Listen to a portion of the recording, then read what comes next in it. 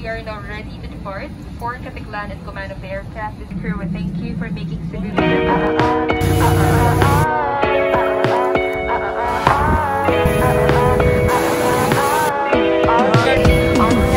Hi guys.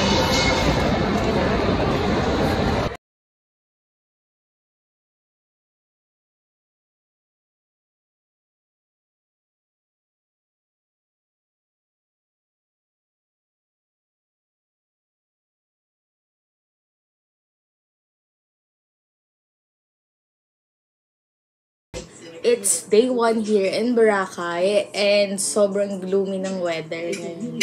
So, yan. Kung mapapansin nyo, dito pa kami sa loob ng hotel. Hindi kami makalabas dahil maulan. So, yan. So, please keep on watching!